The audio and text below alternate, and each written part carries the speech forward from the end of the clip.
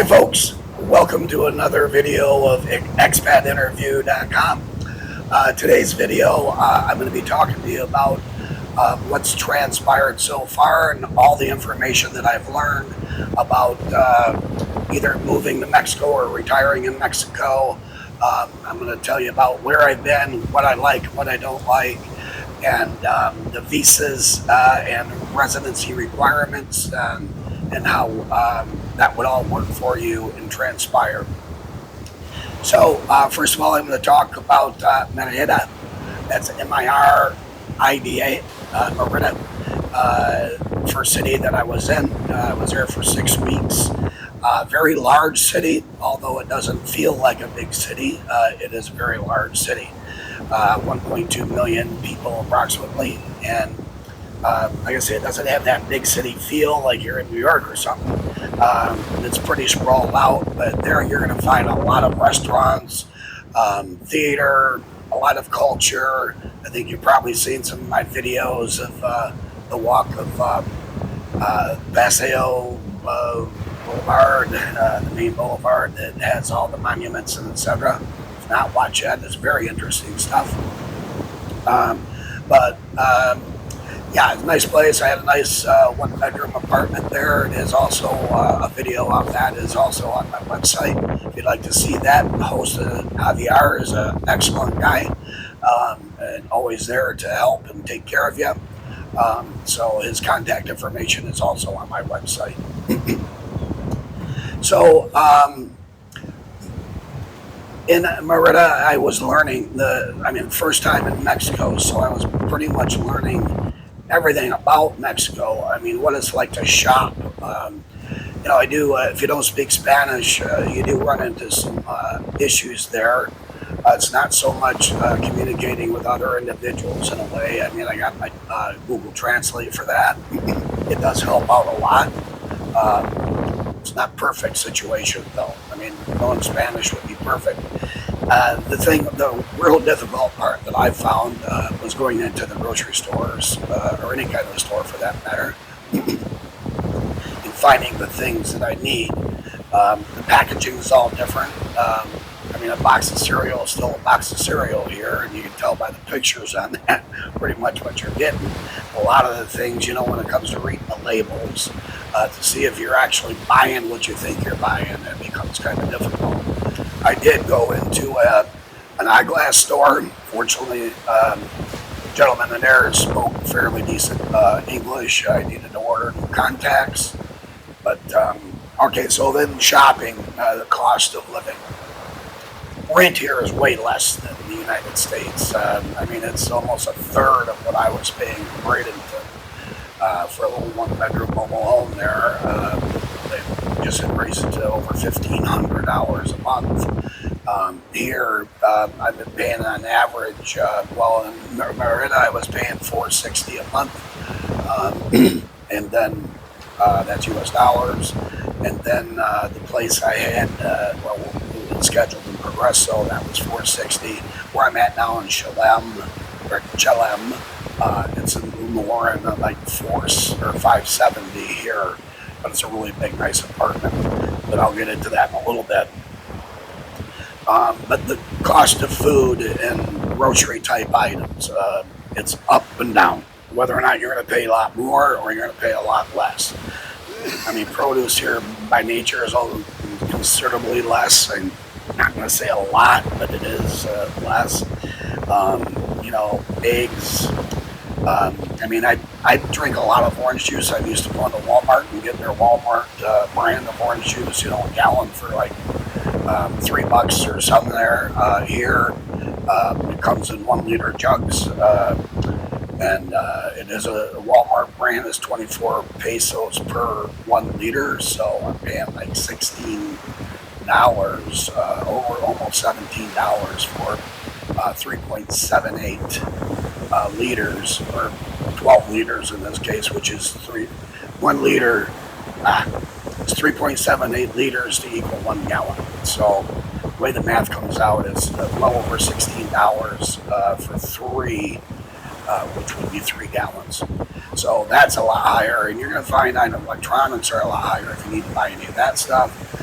Things you get on Amazon over here are more expensive in general. So when I say the cost of living is less, I mean overall, um, yeah, it's less. I mean, in the states, I can never begin to live on $1,500 a month. Here, I can easily live on $1,500 a month. I mean, not when I say easily. I mean, I sure I got to be careful. I mean, Ubers here are way less. I mean, I feel guilty almost when I take one. I mean, it would cost 3 times that in the states, if not more.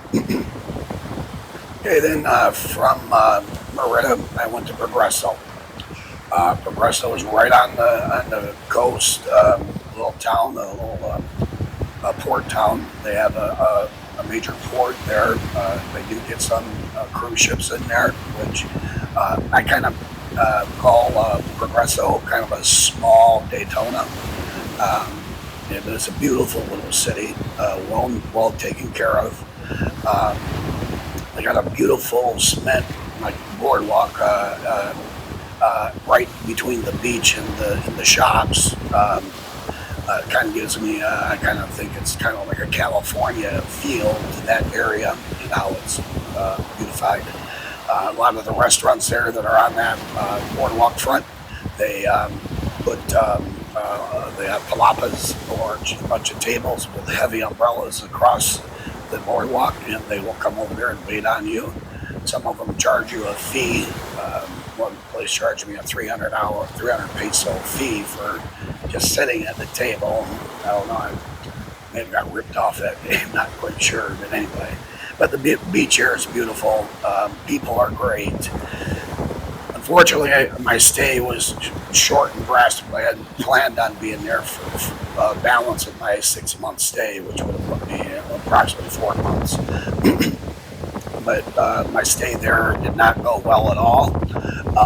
So I had to do something about that. Fortunately, I booked through Airbnb, and they were very helpful in getting the balance of my stay canceled there.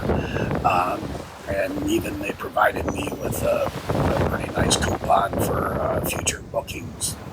So, kind of put on the hot seat there, looking for a place. I couldn't really find one. The prices have gone up considerably.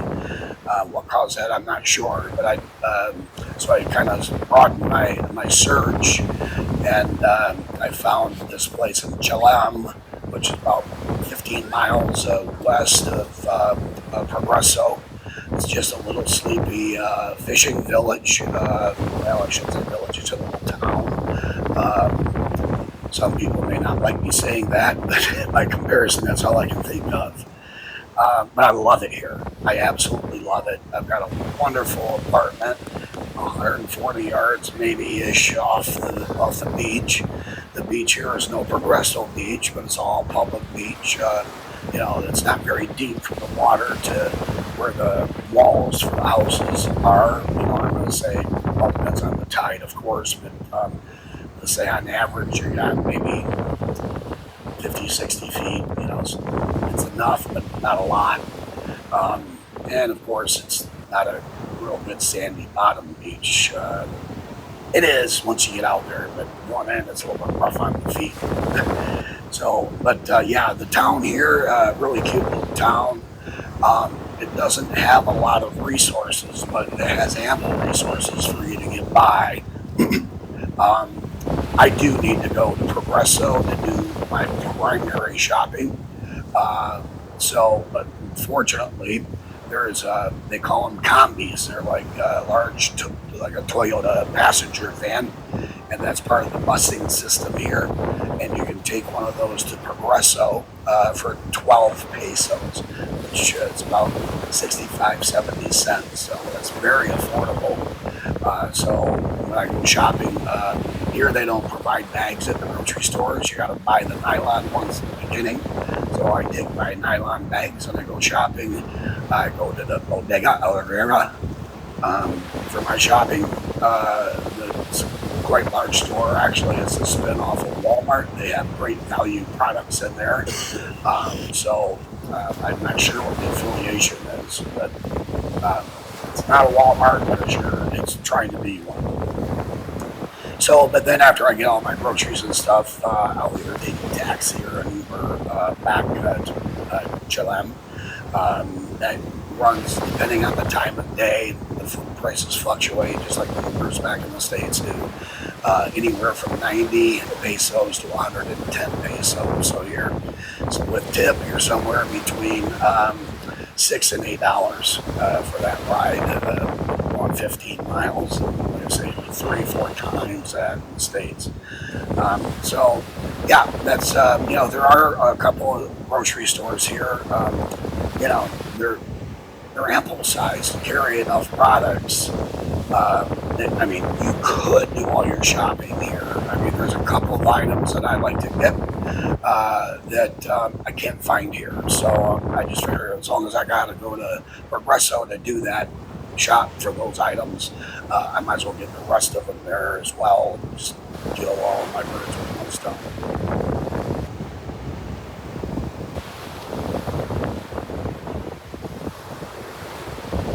There are no banks here in Chile, and they just got an ATM.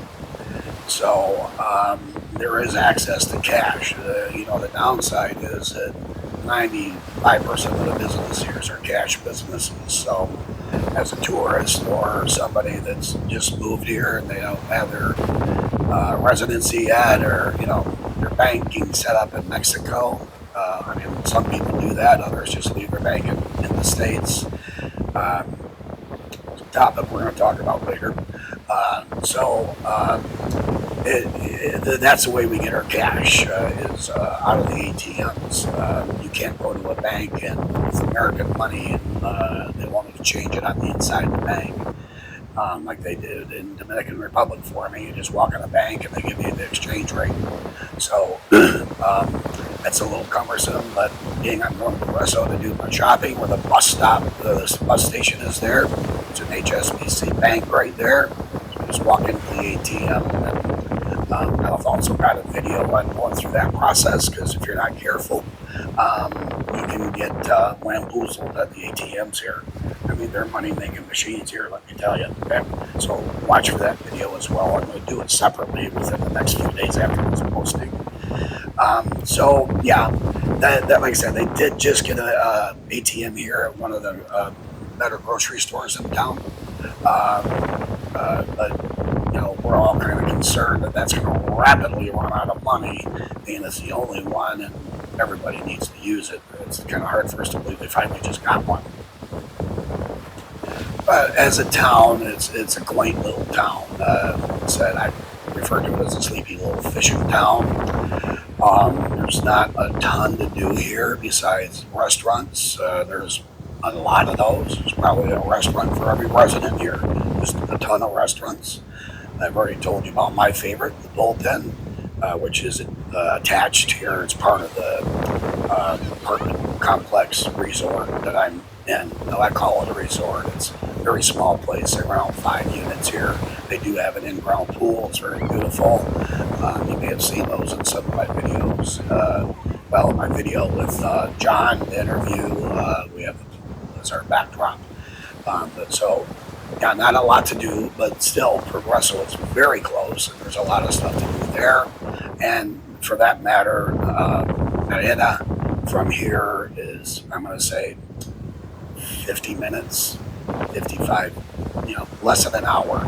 So there you have all sorts of culture, as I indicated, do anything there. So that's the places I've been. And I'm not quite sure that besides Chelem, I'm going to get to go anywhere else. I'll return to my hometown, Bradenton, Florida, for the month of September. And then for October 3rd, I fly out to Brazil. I'll be there until December, I think it's 20th. And I'm going to provide more of this information there. Brazil is a pretty inexpensive place to live. And as far as qualifying for residency there, financial requirements are way less. We'll get into that, though, when I'm in Brazil. Which brings us to the residency information. Now, I do have all this posted on my website, expatinterview.com. Go to the Mexico tab, scroll down to residency visa information. I have a lot of good quality information there. It was current when I posted it, but there's plenty of places to click, and it'll take you right to the government site here in Mexico that should have the latest information. Should have, I say, should have. So anyway, let's talk about temporary residency and how that functions. You file for temporary residency here. It's a 4-year program. And after that 4 years, you can revert that to a permanent residency. There are still financial qualifications for the temporary residency, but fortunately, they're far less and stringent than the permanent residency. For temporary residency, you have to show a consistent balance for the last 12 months in savings or in a bank account of $54,589.47. Now, that 47 cents, you may say they're getting a bit picky there. Well, they are, and I'll explain to you why here in a few minutes, how that's calculated and the confusion on how that's calculated. Okay? So, or if you don't have that kind of a balance in the bank, but you can show pension income, Social Security or a pension, or even in this case, work income. If you're working in the States, for example, or Canada, and you can come here to live and you'll still be getting that income. All you have to do is prove that over the last 6 months that you have consistently been receiving $2,794.98 at a minimum. So that's your qualifying. Once again, qualifying for temporary residency. Now, as opposed to permanent residency, I'm sorry, like I said, that temporary residency you can get that reverted to a permanent residency after 4 years. Okay, and you don't have to show any further financial documents to prove anything. It's just being here for 4 years, being a good boy or girl, and not getting into trouble. I suppose it pretty much is a given. They'll give you a permanent residency. So on to permanent residency. Okay, I'm going to back up here a minute. From all my research over the last 10 years, all these numbers have changed drastically. All of them have gone up, I'm expecting. But Mexico, even the temporary residency financial requirements are a lot more than any other place that I've researched. And it's happened over the last 3 or 4 years, and they've just jacked it way up. I'm not sure what their motivation is there. Maybe they just don't want so many of us coming here. That's one way to do it. But all right, so the requirements for permanent residency. You have to maintain and prove that in an account you've maintained at least $181,968 over the last 12-month period. That's $181,968. Okay? If you cannot do that, there's an or. The income, you can prove, but this has to be pension type income only. Social Security, pension from a job, or some type of investment that you get a monthly installment. $4,549. That's a wallop. So what we're living, I'm out here doing a lot of this, not so much to teach people, rich people, how to move here. They can figure it out. But if you're gaining information from this, great. I'm glad to help. What my main goal is here is finding, helping people who are back in the States or Canada that have been found themselves with very little money to live on, maybe just their Social Security benefits. And they're scared about those at that time when they retire. So I hope you're seeing this information a few years prior to your retirement time, because it's going to take me a few years to make all my travels so I can tell you what the ins and outs are through many countries. And hopefully one of them will pique your interest and say, hey, I can do that. Once again, here in Mexico, you can stay here for 6 months just as a visitor. So, I mean, you can stay in the States, maybe even with a relative you don't like even so much for 6 months, and here for 6 months and save some money while you're here. There's several answers. Only you can answer what you need to do in order to make your finances a little bit more forgiving and you feel a lot better about the position you're in. There are a few other things. I do have a little secret recipe for you that we'll get to a little bit later. So that's the nuts and bolts here. Now, there is a kind of a caveat to this temporary residency thing. That's another reason I'm hoping you're watching this a few years. Well, no, it's not really. I'll back that up. So if you've been a visitor here to Mexico in the past, prior to January of 2020, you've been here on at least 2 other occasions for a vacation. The longer, the better. You can come here again whenever, when you retire or when you're ready to move here, on their visitors 180-day pass. They have what's called an amnesty program. And if you watch an interview with Merida Sanders, she went through this process, and there's a lot of information there for you. So you overstay that 180-day pass. I'm not sure by how long. I'm going to guess maybe a month. That's probably what I would do. And then you go into one of the consulates. Now, depending on the consulate, not all of them will even talk to you about it. But if they won't, fine, go to another consulate, and hopefully they will. And you just tell them, I want to apply for your amnesty program. I've overstayed by a 180-day pass, and I would like to, remain in Mexico. I've been a visitor here many times before, and hopefully they will take that application. In this process, from what I understand from those that I spoke to that know about it, Bernadette, etc., there's no financial qualifications. You fill out an application, and if they're going to approve you, they're going to approve you, or they're not. It doesn't sound like if they accept your application, it doesn't sound like they're going to turn you down. It sounds so. That's still in the works for 2023, 2024. That may not exist. Now that's in effect for 2023, 2024. It may not exist anymore, or they could end it at any time. That's entirely up to them.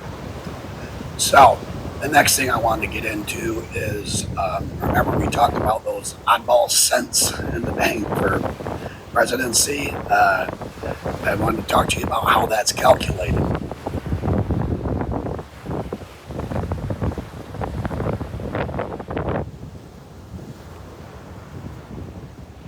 Now, there is a link on my website next to the amnesty program.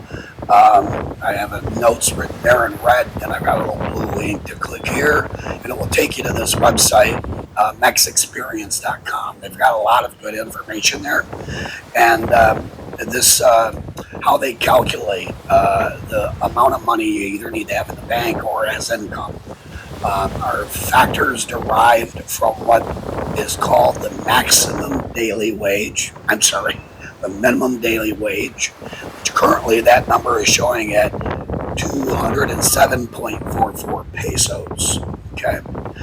And then there's another factor. It's called the UMA, which it doesn't say here what that stands for. So I apologize, I couldn't find it. And that number is at 103.74 pesos. It's nearly half of the minimum daily wage. So here's the caveat. If you're an individual that has some ties to Mexico, like family ties, that's one of the reasons that you may be able to apply for residency inside Mexico. Otherwise, all these residency applications need to be done in your home state. Okay, so I'm from Florida. I would have to go to the Mexican consulate in Florida to apply for their temporary or permanent residency in Mexico.